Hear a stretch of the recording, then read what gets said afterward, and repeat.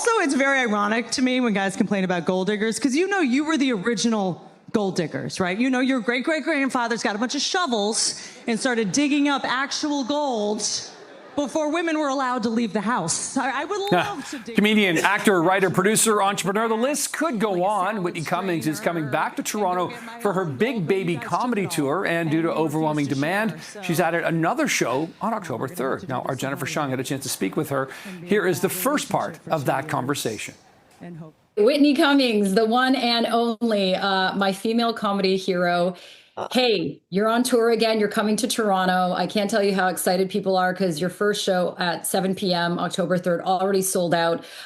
It's called the Big Baby Tour and appropriately named. You had a baby, Henry. He's gorgeous.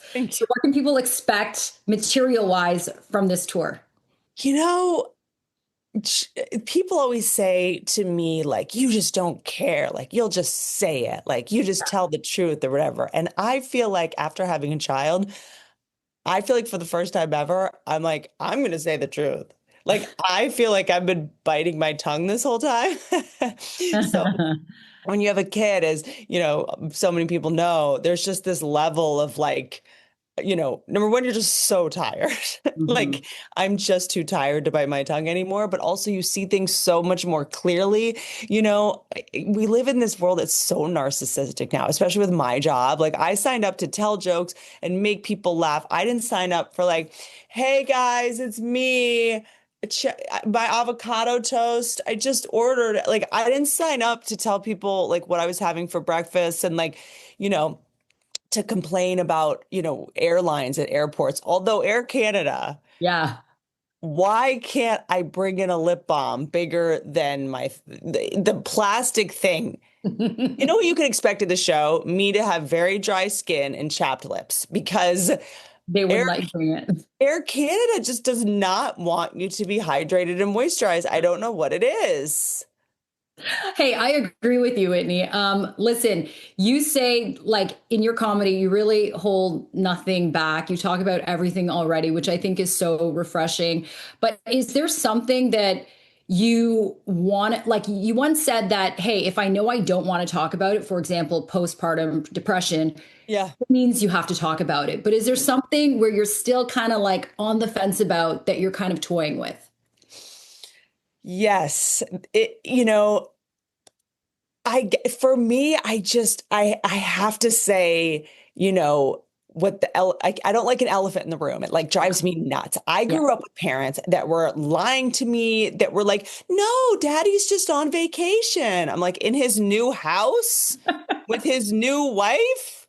Like, it drove me nuts to like, Christmas morning, wake up and I'm like, why does Santa Claus have the same handwriting as dad? Like, what Santa Claus? So someone was in our house last night. There was a man in our house last night who gave us presents. Like, and why is my present an ashtray that used to be on the shelf? Like, can we all just tell the truth? And I think we're all just so at capacity with being treated like we're idiots, whether it's by the government, whether it's by, corporations or whatever it is. And, so for me, just, it's not always, it doesn't always have to be big things. I don't have to like, that's your job. You're a journalist. For me, sometimes it's just like, I'm in a relationship with this person. I love them. Are they the one? I don't know.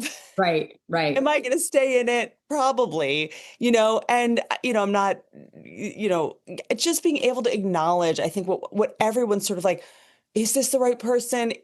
Am I happier than I've ever been as a mother? I think so. But like, if people said before I had a kid, they're like, you will experience a love you have never felt. You've never felt love until you've had a child. Like, your life is about, and they're right. But I'm also like, I don't. There's also a lot of regret. He also can't go anywhere. He also can't drive. He also, he doesn't know anyone else exists really. It's like when people say, my dog before, my boy dog before I had my son, was my like firstborn, love of my life, like found him at 2 months old, rescued him. I used to carry him in a baby Bjorn and, sleeps with me still, this huge Great Dane. And people are like, there's no love like you and your dog and that unconditional love. And like, we'll go to the dog park, he'll get in someone else's car. Yeah. My dog will jump in someone else's car. And if he never saw me again, he might just be like, oh, I liked her.